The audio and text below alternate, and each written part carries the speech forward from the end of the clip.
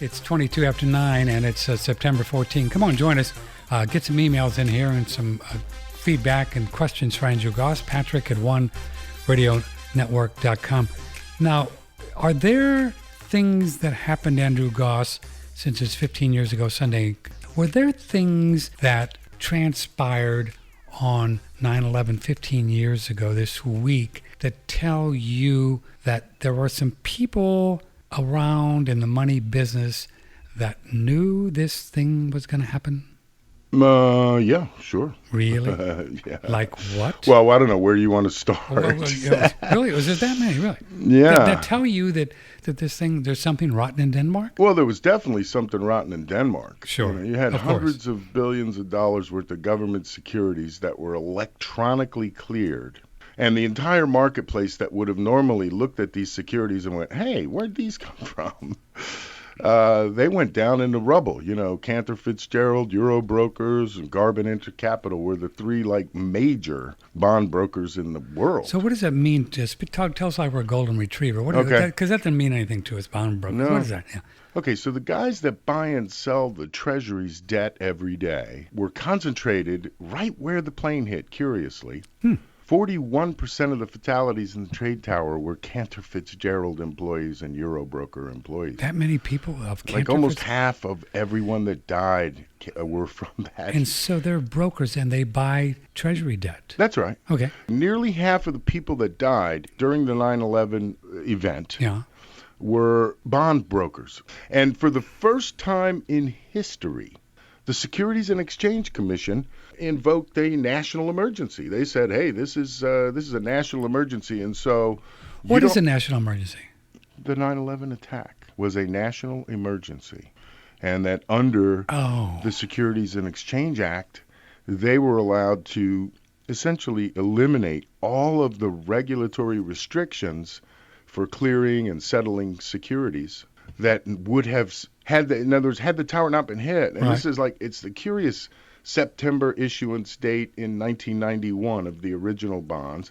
And then the maturity date, you're talking $240 billion in bonds that were essentially coming due starting that day. And starting what day? September 11th, 2001. That the Treasury have to pay? Yeah. Who's paying? It was a maturity date. So who benefited then? Well, who benefited were the holders of these securities. Yeah. These were nobody knew about them securities.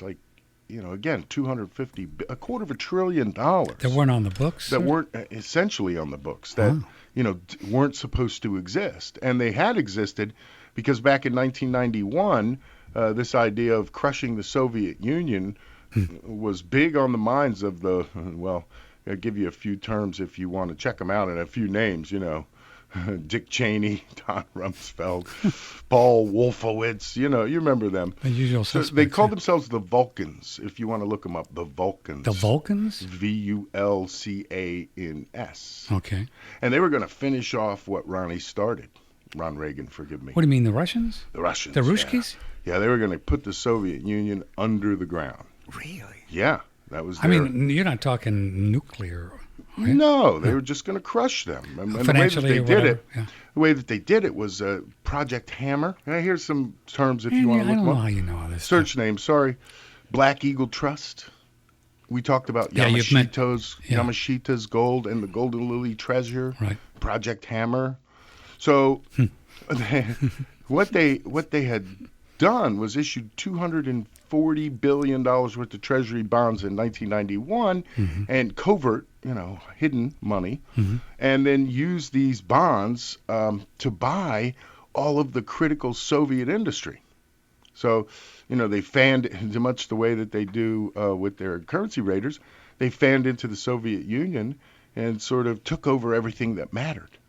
Bought stuff, all the stuff. With created money. Yeah. So, but curiously enough, the bonds come due right at a time when those towers are hit. And so the Securities and Exchange Commission, for the first time in history, said, well, it doesn't matter where these things, right? We had regulations. You're presenting me a treasury bond to cash. Who are you? Where's the money going? Where did it come from? And all of these things that we would normally do, all of a sudden we don't have to do anymore.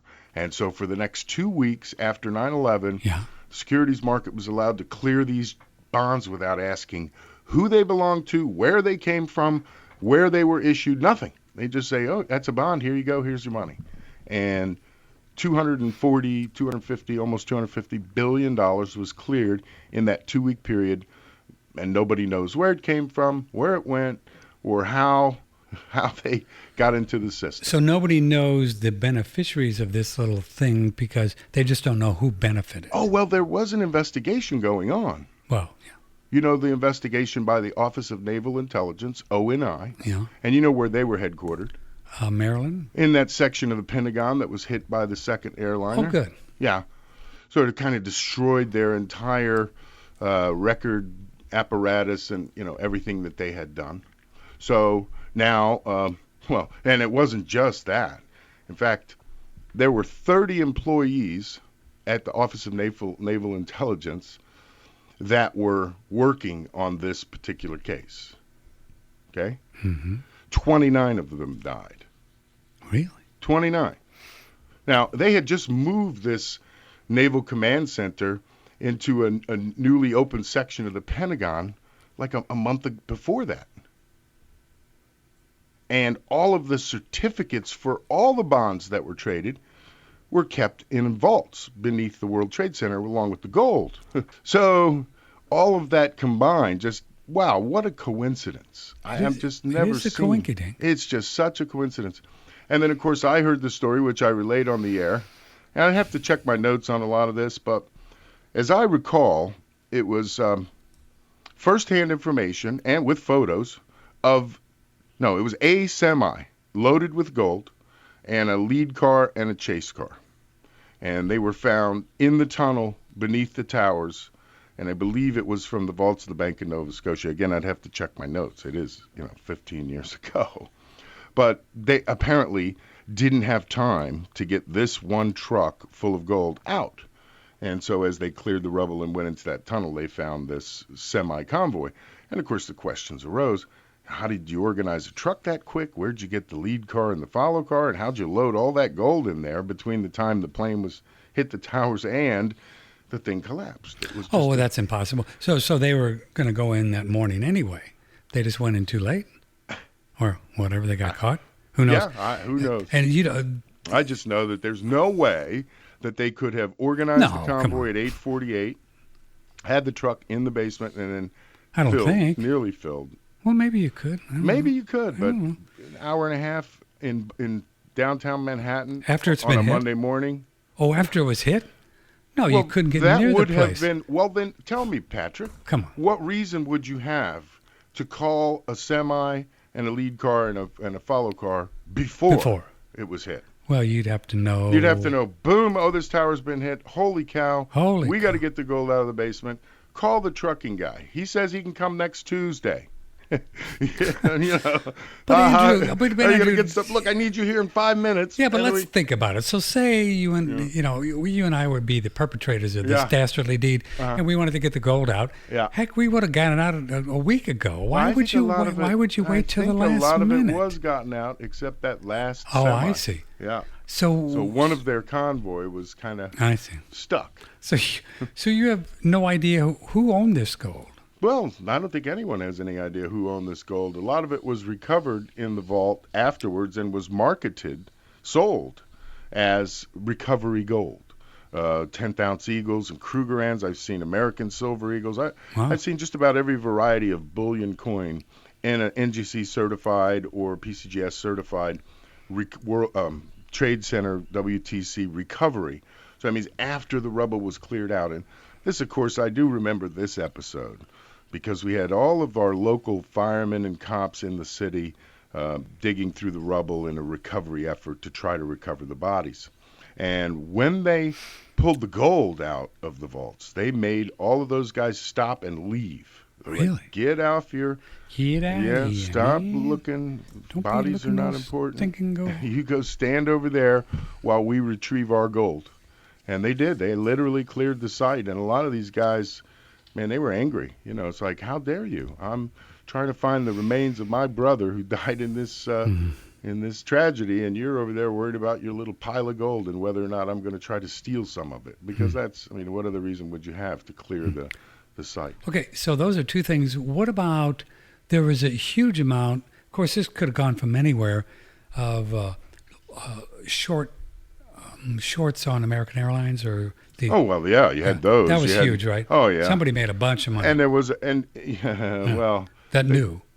You know, but the Keene Commission, if you recall, issued the 9/11 report. So there were two other avenues that deal with the money, and one has to do with all of these precognition incidents where people were, you know, shorting the airlines and things of that nature. Right. And then you had the trail of money back and forth between the hijackers and their source of origin.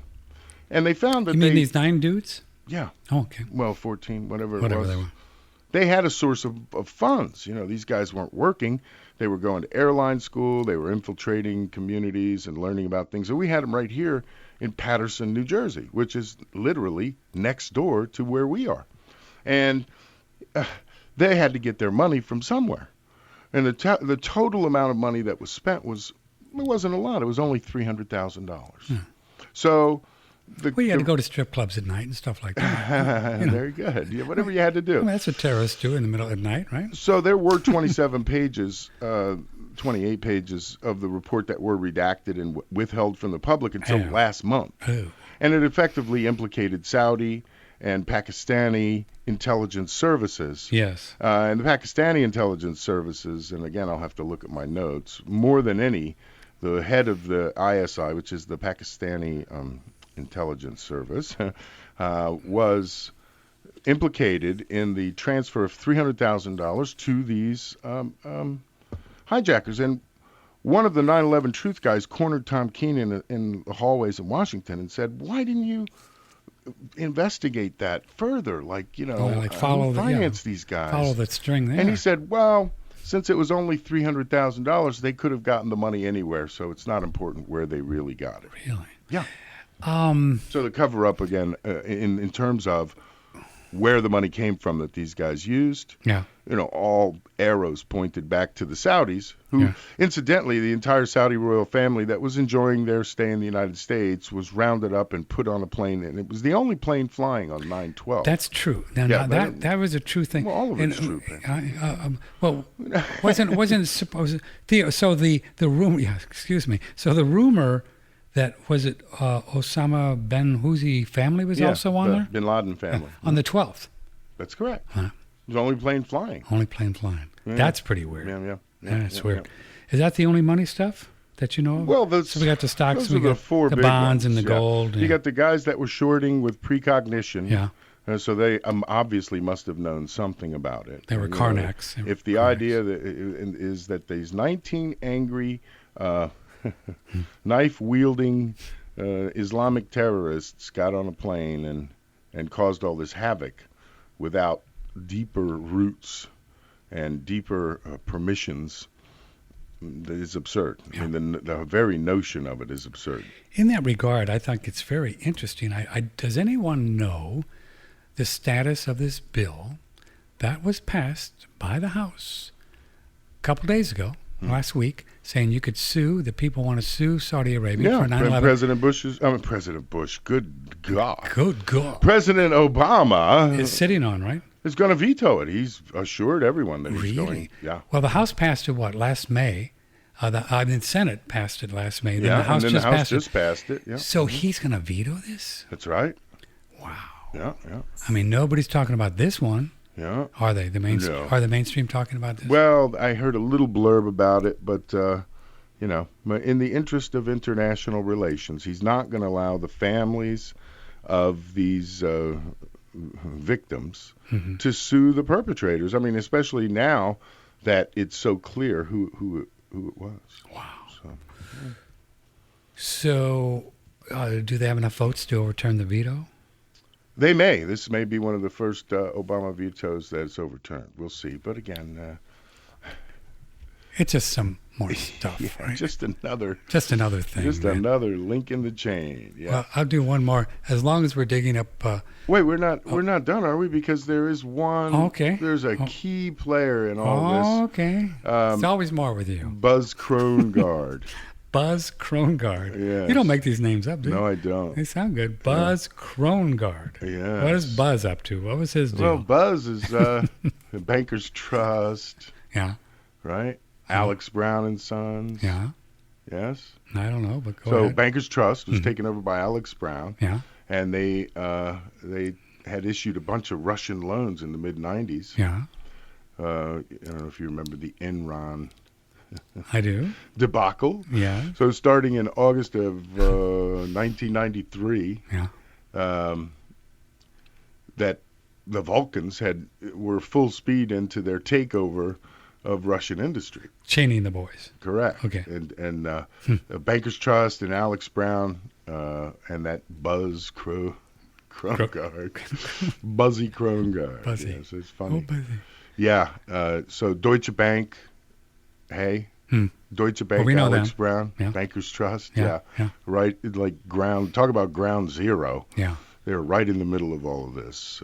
And Buzz Krongard, I think J. Carter Beese, and you'd have to pull the thread and see the names again, just like with the Clinton Foundation. Where do they come from? Who are they? I think this whole entire story we talked about several times over the years, but it all revolves around this Black Eagle Trust and the Golden Lily Treasure. So. Mm-hmm. No. Well, there's another screenplay we need to write. Yeah. Andrew. So I mean, there's never been a movie about the whole money thing on it, has there? Well, yeah. Has there? I Well, don't think so. no, I don't think there has been a we good need one. to do that. Yeah. But this one about these bonds and how they were issued, Yeah, and man. for 10 years how they just sat there, Yeah. and the two companies that would have most likely been clearing these trades. In fact, the two biggest government bond firms in the country were wiped out during 9/11. And so was the Office of Naval Intelligence that was investigating this entire thing. And then now, Building 7 with all of the agencies don't in even Building get me 7. started with oh, Building man, the whole 7. Enron thing and everything related to it. Yeah, tell folks what Building 7, for those of you who aren't, out in Rio de Janeiro over the last 20 years. That was the one that collapsed after they said it collapsed. That's right. Where the British anchor is on TV saying, Building 7 collapsed, and it's standing behind her.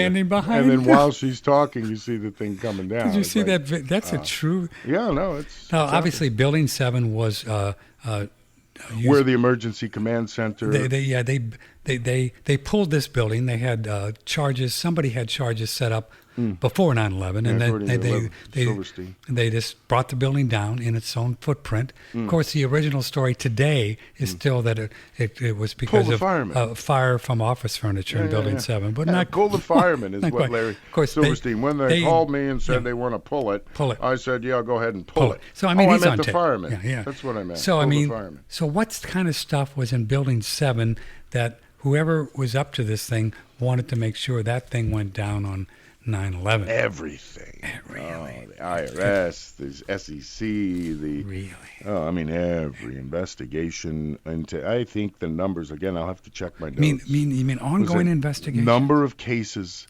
dismissed or closed was in the hundreds, where hundreds of cases were either closed or dismissed because everything they had was in that building and went down in a heap. Who's they? The IRS, the SEC, the Commodities and Futures Trading Commission. Wow. All the dirty laundry. Yeah, there were a lot of ongoing investigations into the Enron scandal and Global Crossings and several other huge scams. What eventually became the dot-com bubble, right? Was all all the investigations centered around this insider trading and the creation of false instruments and so forth, all headquartered in that Building 7. When it came down, hundreds of investigations were closed, and And they went no further based on lack of evidence now. Yeah, and there's no doubt that it was brought down because of dynamite or thermite charges on each floor. I mean, that's what it was. I won't even get into that. You can see it. The coincidence is enough for me. Oh. Just the coincidence. Just that it enough happened. for me. Yeah. Yeah. But I mean, I think it's relevant that somebody planted this stuff on September 10th. Well, there may be evidence of that. I mean, they had to. You couldn't have gone in there during the day. Whenever anything like this happens, I always jump to the first thing. It's like, okay, if someone were to do this, who would benefit? What would be the benefit? It's like not whether or not they did it. I don't, when it's that much of a coincidence, then I got to get into the details. So I see. You go right there. Huh? Yeah. So if you go back and study the history of the crisis and see the government agencies and how they swung into service, and this idea that the strike was symbolic. You remember that's what we were being told, that it was a symbolic strike, strike at the heart of freedom and so forth. Sure. A symbolic strike, you take out the Statue of Liberty. You don't take out the entire bond brokerage floor of the World Trade Center. You couldn't have aimed that plane any better if you were trying to take out, Euro Brokers and Cantor Fitzgerald, because they did indeed wipe those firms out completely. Wiped them out. Yeah, the two biggest bond brokers in the United States, gone in an instant. And then as the buildings collapsed, the Federal Reserve stood up and said, okay, any money that you were due here, we'll stand here as though, so if all you got to do is tell us that somebody in that building owed you money. And we'll pay you. Yeah, and I see that we were all over the Fed's balance sheet, as we usually are. And I found that they pumped in $300 billion in overnight. Yeah. And, well, they were telling everyone else that they had about $100 billion in any given day that they cleared and transferred. But, Bank of New York, there were so many, Deutsche Bank and JP Morgan, all of them had clearing problems because of what happened. Who was the New York Fed president at that time? Geithner, Timothy. Oh, I thought he worked for Goldman Sachs. Well, he Before. did. He did. I don't. I just get confused, with Government Sachs. Okay. But the settlement fails in the. For example, you look at the problems that were circulating around the banking industry at that time.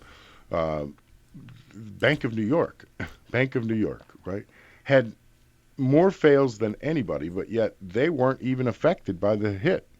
So it was very, very strange. It was a very strange circumstance involving the banks and the clearing of government securities during that time period, during that 2-week period.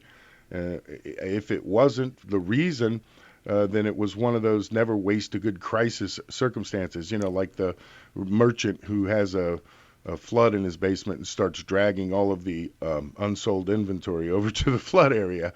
It is a curious situation how these transactions were cleared during that 2-week period. And there's a great, Federal Reserve report on it, which I, of course, have read. You can read it, too, if you like. Just looks at the problems and the connectivity problems between that day. Curiously, $266 billion, I think, in failed transactions. Nearly $300 billion in settlement fails, where you owe me the money, and what do you mean you don't have it? Involving banks that weren't even part of the incident. So, convenience, coincidence, I don't know. But it certainly seemed to dovetail nicely into everything that required fixing. All of a sudden, it was all fixed, and we went on. Well, that's enough to want you to have another cup of coffee. All that. Yeah. 9/11, 15 years ago. Okay, before we get back to current stuff, one little bit. Well, this is kind of current. As long as we're digging in the garden here and we have some good organic dirt, this just out. John Kerry State Department funneled $9 million of State Department funds through the Peace Corps to a nonprofit foundation started and run by, his daughter. Documents obtained by News Foundation show. Oh, yeah. So this State Department, they must got a lot of they do. slushing things they slushing do. around, Oh, man. yeah, they do, yeah. Isn't that Yeah, amazing? they get to do whatever they want. Of course, is anybody going to cover this? Nah. No. The very idea that these people get into public service for any other reason other than to help themselves is part of the reason. Yeah, the last person who should get the job is the one who wants it. I mean, that's, the guy who's going to spend $1 million to get himself a $10,000 job. It's not for the salary, I assure you. Well, Donald's spending millions, right? Yeah, he is. Yeah. Does he really want this job? That's the question. Yeah. Well, you don't think he does? I don't think he needs it, that's for sure. Oh, no, he doesn't need it. You got $1 billion.